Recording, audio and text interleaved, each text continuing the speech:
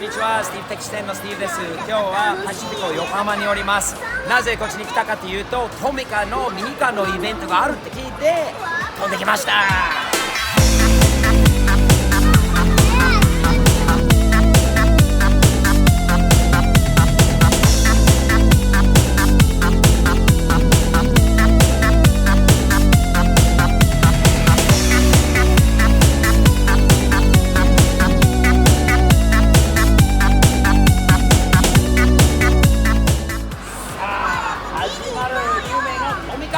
ですね、見てください。もうすごいですよね。やっぱり車好きっていうのは親から多分子供にまず遺伝でくる。今度ちっちゃい時に若い男の子とか女の子もそうなんだけど、ミニカーを買ってそれで遊んだりする。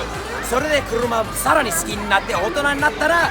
ランボルギーニとか旧車とかいろんなジャンルがあるんだけど、それ車好きっていうのはこういうミニカーから生まれる趣味だと思うので、早速中に入って回ってちょっと見てみましょう。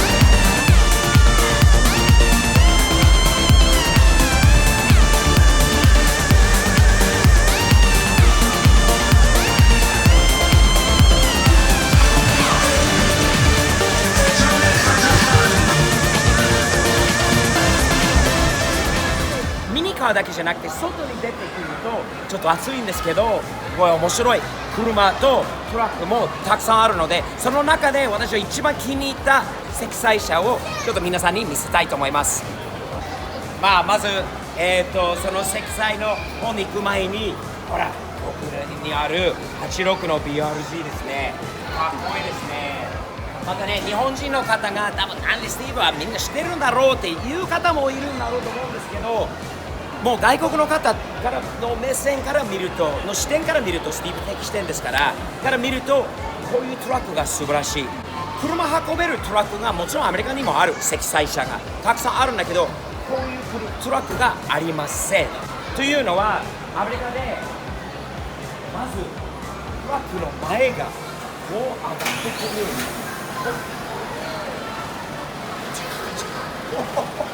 まあびっくりした、トラックのエンジンがかかっちゃったんだけど、見てください、こんなに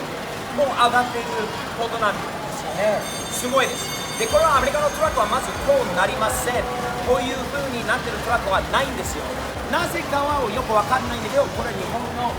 日本スタイルですよね。で、JN カーズさん、ジャパンネットワークトランスポーテーショングループ、以前もお世話になったこともあるんで、このトラック実際に乗ったことあるんですけど、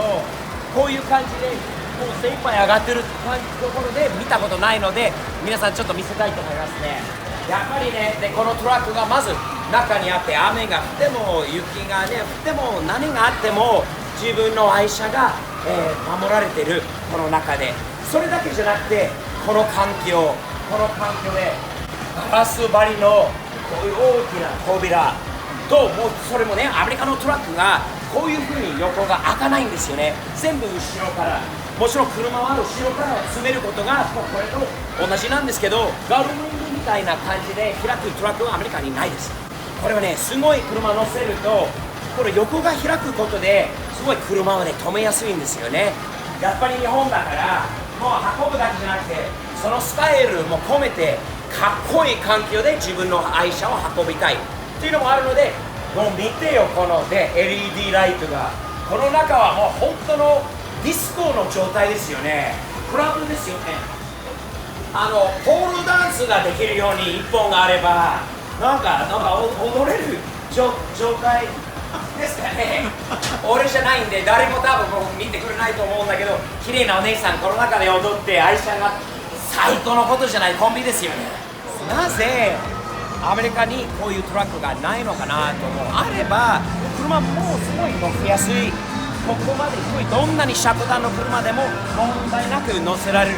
アメリカの積載車はよくあるのは、ここからはスロープをどんどん伸ばして、ここの辺まで。そうじゃないと、こういう車、特にアベンタドール、スーパーカーなどのこういう車が乗らないんですよね。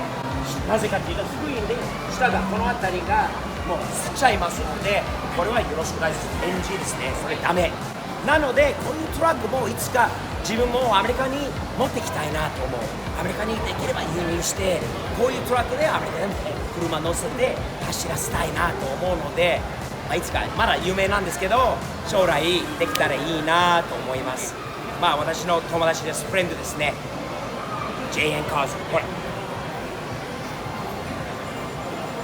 のトラックです。自分もちっちゃい時から車大好きで、やっぱりミニカーっていうのはちっちゃい子供がね、5歳、3歳、ちっちゃい大人、チビの子供から、赤ちゃんからちょっと子供になってもう3歳、4歳ぐらいからミニカーは自分も好きだった。で、こっちに来ると、いや、ミニカーファンが多いなと思って、若い男の子が車好きがやっぱりミニカーから始まると思うんで、いや、違いますね。お父さんから始まるんですよね。お母さん、車好きのお母さんからも始まるかもしれないんだけど、遺伝で子供にまずそれを車好きっていうのがまず移る。それ遺伝で来る。で、それをもらった子供が今度ミニカーで遊んだりすることで、すごいもう車を好きになる子が多いと思うので、素晴らしいイベントだと思います。これから車の業界のためにこれ一つのあれになると思うんですよね。すごいいいことだと思います。